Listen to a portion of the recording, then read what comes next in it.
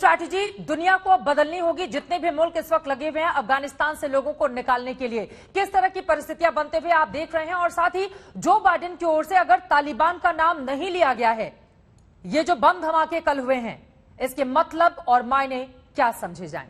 Doctor Nishikant. Chitra, आज के समय में जो है, आज की करंट स्टेटस है काबुल में, जो ये हमला हुआ था इसमें इस्लामिक स्टेट खोरसन ISIS के ने किया था।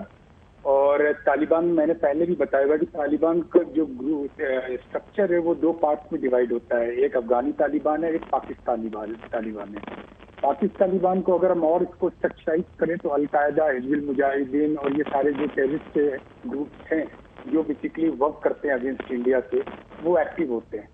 तो अगर आज आप देखें, सिचुएशन वहां पर डाइसी है, लेकिन 11 या 12 तारीख के आसपास, आज मॉर्निंग में भी मेरी एक तालिबान पीस टॉक के मेंबर रहे, उनसे बात हुई थी। तो 11 या 12 के आसपास वहां पर कुछ चीजें स्ट्रीमलाइन होने की कोशिश करी जा रही है, लेकिन तालिबान खुद कंफ्यूज हो गया है।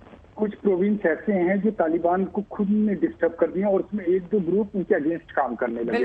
आपने कुछ दिन पहले भी वीडियो में देखा होगा कि कुछ लेडीज हैं वो गन्स लेके मार्च कर रही हैं, फ्लैग लेके मार्च कर रही हैं। तो ये चीजें पेंट्रेट हो रही हैं वहां पर। अगर आज के समय बात करें मुल्ला अब्दुल गनी बरदार, तो वो भी थोड़े से कंफ्यूज देखे जा रहे हैं। लेकिन ये कि इन सब पूरे स्ट्रक्चर में अगर हम कहें तो तालिबान का पूरी तरीके से वहां पर वर्चस्व नहीं बन पाएगा।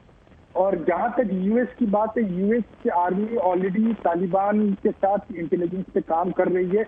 और हो सकता है जैसे इवैक्यूएशन ये पूरा होगा, आज के समय में 800 के आसपास, 700 से 800 लोग और हैं यूएस आर्मी के जो वहां पर अभी इवैक्यूएट करने जाना है। तो ओवर द हॉरिजन का पूरा स्टेटस बनता जा रहा है। हो सकता है कि आने वाले समय में यूएस आर्मी एक्टिव होगी और वहां पर ड्रोन या एयर स्पेस के साथ हमले होंगे। It is dead and sure, क्योंकि US will not sit like that. जिस तरह से उसने इंटेलिजेंस के साथ काम करना चालू कर दिया है वहां पर, लेकिन बस वो एक मौके का, और मतलब अगर आप बात देखें एक सिचुएशन की नजाकत को देखते हुए वो चाह रहा है किसी तरह से हमारा इवैक्यूएशन पूरा हो जाए और जो जो लोग हैं जहां से इवैक्यूएट होकर जाना चाहें। तो आज सुबह जो मेरी बात, उससे मुझे साफ तरीके से समझ में आ गया कि अकेले तालिबान वहां पर रूल नहीं कर पाएगा, क्योंकि उनके अंदर 3 ग्रुप ऑलरेडी एक्टिव हो चुके हैं अलग अलग प्रोविंस के अंदर। तो सिचुएशन इज लाइक दैट। और लेकिन बस अगर आप इंडिया का समीकरण देखें तो ये एक ऐसा टाइम है कि इंडिया डायरेक्टली इसमें इन्वॉल्व नहीं हो सकता है। बिल्कुल, और इसी वजह से भी वेट एंड वॉच की सिचुएशन है। कल भी हम सबने देखा था, सर्वदलीय बैठक के बाद भी कोई भी ऐसी बात सामने नहीं आई थी जो ये कहा जा सके तालिबान को लेकर हिंदुस्तान ने अपनी क्या स्ट्रैटेजी तय की है मौजूदा वक्त में। जल्दी से सुधांशु जी मैं आपके पास आते हुए, उसके बाद कमर सीमा, एक एक करके आप जवाब दीजिएगा, क्योंकि जितने भी एक्सपर्ट हमारे बैठे हुए हैं सबका निशाना पाकिस्तान की ओर है कि पाकिस्तान किस तरह से अपनी धरती का इस्तेमाल करता है। और अब तो आपको और मौका मिल गया है। पीटीआई के नेता कह रहे हैं कि कश्मीर छीनकर तालिबान हमको देगा, इस तरह का प्रॉमिस कर रहा है। लेकिन इतने खुश होने की जरूरत नहीं है कमर चीमा। लेकिन सुधांशु त्रिवेदी जी, आपका रुख करते हुए, चूंकि अंतर्राष्ट्रीय मामलों की भी आपको गहरी समझ है, अभी तो अमेरिका की ओर से यह भी कहा गया है कि हालात अगर इसी तरह से रहे तो हम अपने और सैनिक भेज सकते हैं कल की स्थिति के बाद। ऐसे में हिंदुस्तान के मद्देनजर आगे अब अपने कदम, क्योंकि 15,000 से ज्यादा लोगों ने अगर वहां पर रजिस्ट्रेशन करवा रखा है हिंदुस्तान के फोन लाइन के जरिए, तो फिर उनको लेकर आना, सुरक्षित बाहर लेकर आना, और 31 तक की ये जो डेडलाइन है अभी फिलहाल, उसके मद्देनजर भारत सरकार क्या करने जा रही है आगे? देखिए, जैसा भी निशिकांत जी ने बोला कि वहां पर तालिबान के अंदर ही 2-3 गुट हैं।